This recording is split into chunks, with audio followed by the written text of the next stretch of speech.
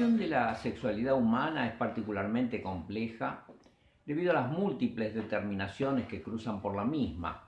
Se ocupa de la sexualidad prácticamente todas las ramas del saber humano: la biología, la sociología, la psicología, la religión, la política, la medicina, el derecho. Casi todas las ramas del saber humano tienen algo que plantear o cuestionar en relación a este tema. También es notoria la dificultad que tenemos para adentrarnos y poder hablar con facilidad de este tema. Normalmente hay una cierta vergüenza o inquietud, se la tapa muchas veces a través del humor, pero realmente hay como una inquietud, algo de prohibido cada vez que se atraviesa este tema. Y este es un punto muy interesante y muy importante porque hace a la esencia del humano. ¿Por qué digo la esencia del humano? Porque estamos atravesados desde el punto de vista de nuestra formación como humanos por el tabú del incesto.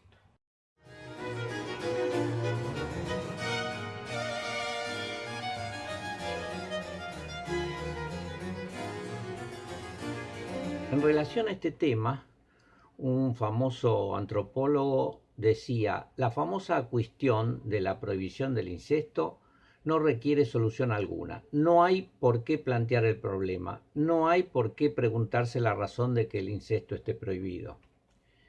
Simplemente el incesto es algo que no sucede, y cuando ocurre despierta terror y espanto, pero es algo que tenemos que admitir como tal, que sí es cierto, así sucede. Pero otros antropólogos pensaron que primero que era algo extraordinario que había pasado en el grupo humano, porque debido al tabú del incesto, el grupo humano se desprende del grupo animal. Es decir, las leyes que rigen el mundo animal no rigen entonces las leyes humanas. Y es Lévi-Strauss, un antropólogo francés, el primero que se pone a estudiar decididamente y sin prejuicios este tema.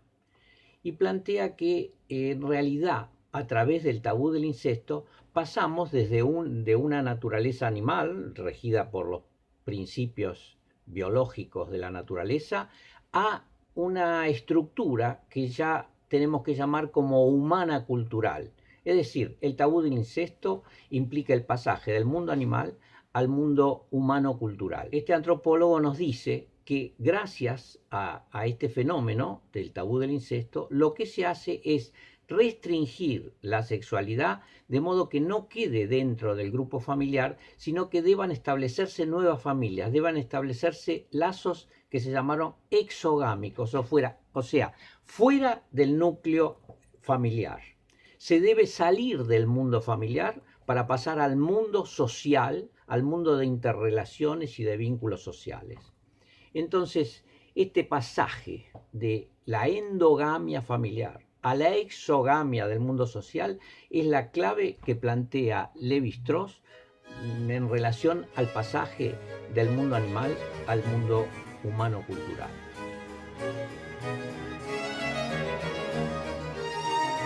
Los instintos que regulan la vida animal pasan en la sociedad humana a ser transformados en pulsiones, entonces, en estructuras modeladas por leyes de interrelación humana que dan origen y a su vez son origen de la cultura.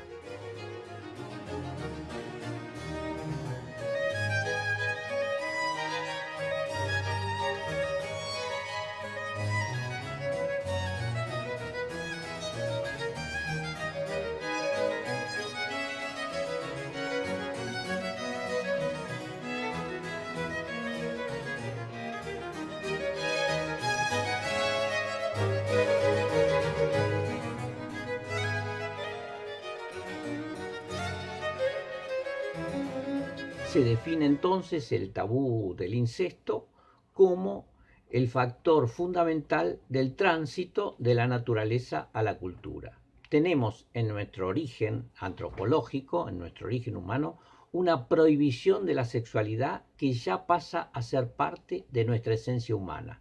De modo que al encarar este problema siempre estaremos bordeando el problema de la represión originaria, es decir, de algo que debimos controlar y mantener oculto.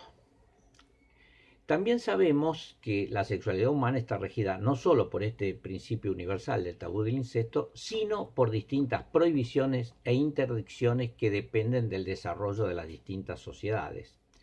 En realidad no se ha encontrado ninguna sociedad humana que no tenga alguna interdicción o prohibición o manejo del fenómeno sexual de sus miembros. Esta es una ley con la que convivimos, y las sociedades todas han tenido entonces control sobre la sexualidad, nada más que en unas ha sido tremendo y terrible y ha generado una gran patología, y en otros ha sido menos compleja, pero no podemos entonces hablar de sociedad que no tenga algún modo de prohibición sobre los instintos. Ya no podemos decir, porque los instintos pertenecen a los animales. Decimos pulsiones porque nuestro objeto sexual, aquella persona a la que nosotros nos vamos a querer acercar, esa persona va a ser construida en el transcurso de nuestro desarrollo, en el transcurso de nuestra formación humana.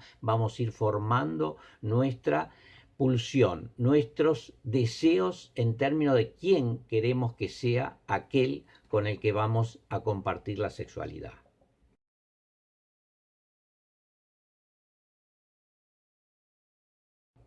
Es muy interesante, importante incluir el tema de la variedad cultural, que es en parte lo que estábamos planteando. Esto quiere decir que hay muchas tribus que han sido estudiadas actualmente y que son tribus que no aceptan, o mejor dicho, quizá no han llegado culturalmente a concebir la paternidad fisiológica. Vamos a ver que espontáneamente se ve que una mujer está embarazada. Se tardó históricamente en correlacionar el coito con el embarazo. Por consiguiente, el embarazo era producto de algún fenómeno de tipo extraño, de algún fenómeno religioso o mítico, de acuerdo al estadio evolutivo. Y ¿qué era lo que pasaba en estas tribus? Consideraban que la mujer que quedaba embarazada entonces no tenía una correlación con el coito ni con aquel que era su pareja en ese momento.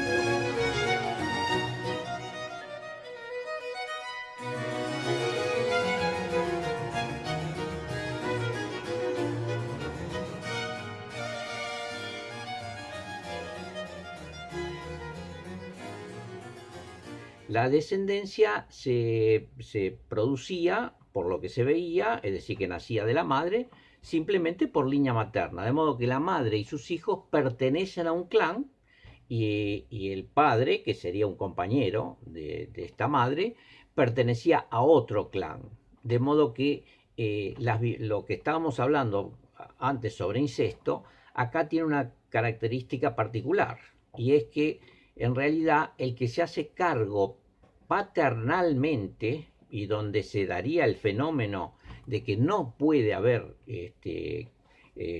coito entre, sería el tío materno, que pasa a ser el padre, que no es biológico, es un padre armado estructuralmente por ese tipo de sociedad. Para los integrantes de esta tribu, el padre biológico es el esposo de la madre, pero con ellos cumple nada más que una función de amigo y compañero, mientras que el tío materno es el que cumple con las exigencias de la función paterna en cuanto a prescripción y control de la educación del niño. En oposición a este desconocimiento de los trobriandeses, conocían el desarrollo sexual infantil. Estamos hablando de una tribu primitiva que hizo desarrollos que después en realidad observa Freud en nuestra sociedad del siglo XIX. Ellos veían que había una sexualidad infantil, incluso se referían con observaciones humorísticas condescendientes a juegos que tenían los chicos, entre sí y que veían que eran de características sexuales, pero partían de la base que estos juegos sexuales iban a ser muy importantes para la formación de la vida sexual adulta, algo que nosotros llegamos a reconocer hace muy poco. Estos juegos, de todos modos, no debían efectuarse dentro de las chozas, sino en un lugar habilitado para estos juegos, estos contactos entre niños que se hacían en un bosquecillo, pero cercano a la aldea. En el tema de la sexualidad humana tendemos a sentir como natural aquello que nos es dado por la estructura sociocultural a la que pertenecemos. Y nos inclinamos, por otro lado, a dar como universales esos valores en los que nos hemos formado y tenemos serias dificultades para incorporar actividades o formatos de contacto entre seres humanos que no pertenecieron a nuestro mundo cultural infantil y social. En relación al pudor, por ejemplo, las normas tienen unas variaciones universales, tienen variaciones muy importantes. Por ejemplo, para un guerrero masái, el tapar el pene es una muestra de vergüenza, mientras que en las nuevas hébridas debe ocultarse el pene, pero deben mostrarse los testículos, ya que si estos no estuvieran a la vista podría traer mala suerte. Esta actitud, por ejemplo, era muy distinta en los romanos pompeyanos, que esculpían las representaciones del pene y los testículos en el frente de sus casas como amuleto contra el mal de ojo. Posteriormente fueron sustituidas por el coral como un formato del pene, ante la prédica cristiana contra las prácticas paganas y en particular contra la iconografía sexual.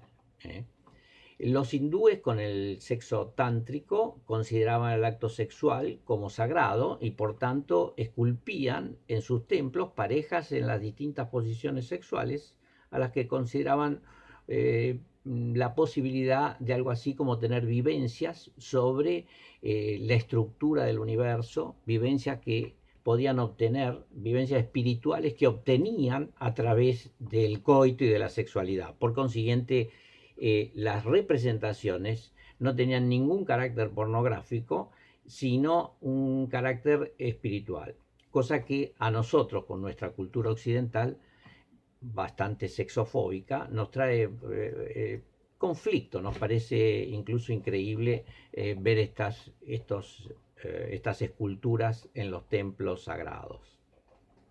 Una tribu sudanesa tiene un criterio estético al que nosotros estamos criticando particularmente en este momento del siglo XXI, que es que consideraban que la desnudez era solo permisible para hombres y mujeres jóvenes considerados bellos. Los otros no tenían derecho a la exhibición de sus genitales.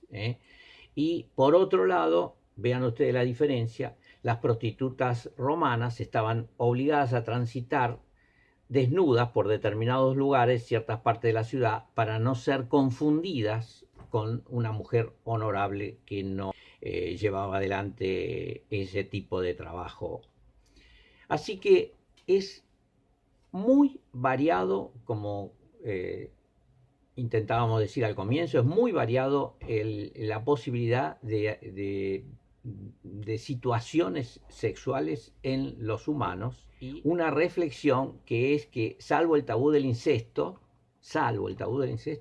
no tenemos normas universales de comportamiento, razón por la cual tenemos el deber y el derecho de cuestionarnos nuestra sexualidad contemporánea.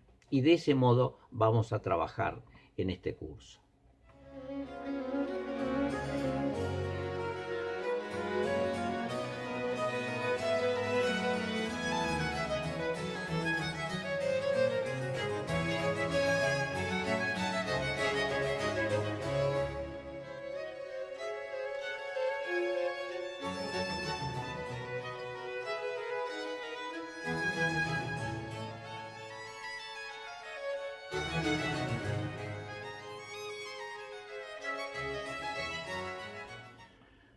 Los ritos de iniciación sexual son fundamentales en la cultura primitiva y dentro de estos ritos, uno de los más comunes es el de la circuncisión masculina y femenina. El hecho de efectuarse ritualmente con un cuchillo de piedra nos da la idea de la antigüedad de esta práctica, muy difundida en los orígenes de la civilización. Solo los pueblos de habla indogermánica y mongólica parecen no haber practicado o abandonado rápidamente estas prácticas. En Egipto ya estaba establecida en el año 4000 a.C.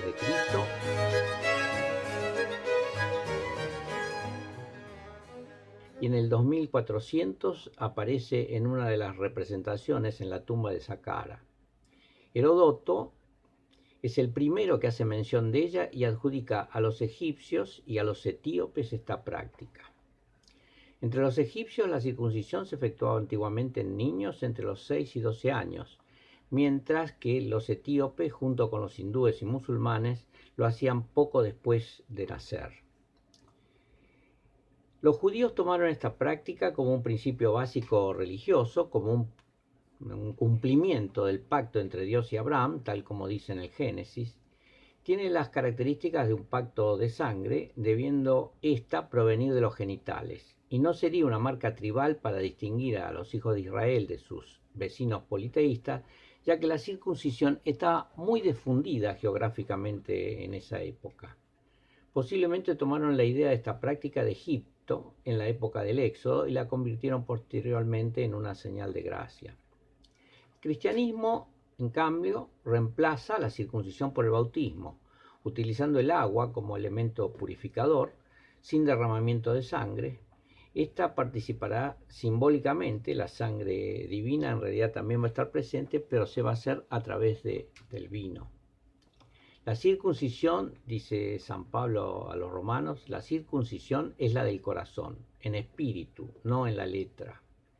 Y toma como genuina la comunicación con Dios en el interior del sujeto, negando la validez de los signos rituales externos. La práctica de la circuncisión parece siempre haber tenido un profundo origen religioso o sagrado, pero su mantenimiento posterior, una vez que quizá las creencias dejaron de tener una práctica religiosa, igual se mantuvieron por razones morales o de costumbre.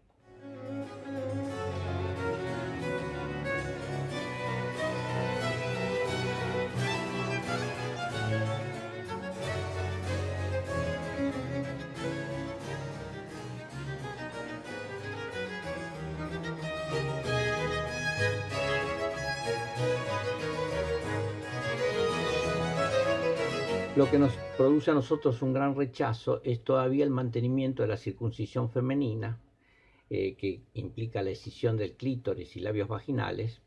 También es llamada esta circuncisión faraónica y continúa su práctica en Egipto, Nueva Guinea, Australia, varios grupos, incluso grupos de indios en Latinoamérica.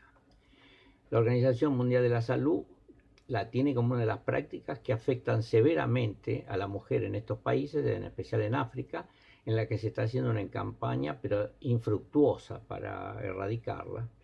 Y esto es en parte, los fracasos son debidos a que toda la cultura está centrada en esto. Es decir, aquella mujer que no ha hecho la circuncisión femenina está considerada como una salvaje, como alguien que no ha ingresado al campo de la cultura, y son despreciados por sus compañeros o aquellos que tendrían que hacer pareja con ellas. De modo que hay muchos casos en que las madres no han querido circuncidar a las hijas y terminan las jóvenes circuncidándose por temor al rechazo masculino. Los religiosos islámicos, por ejemplo, plantean que esta práctica no está avalada por el Corán y que continúa entre sus fieles por razones de costumbres, pero no religiosas. En cambio, el varón, nos referimos a la mujer, en cambio el varón sí debe circuncidarse porque lo exige el libro sagrado. Stekel, en nuestra sociedad moderna occidental, comenta haber asistido a una extirpación de clítoris como forma de tratar una masturbación compulsiva femenina, y otra vez aparece la circuncisión tratando de evitar lo que parece entonces sería un mal mayor. Entre los primitivos, esta práctica de circuncisión está ubicada entonces, como decíamos, entre los rituales de iniciación y pasaje, es decir, pasaje de la infancia a la adultez.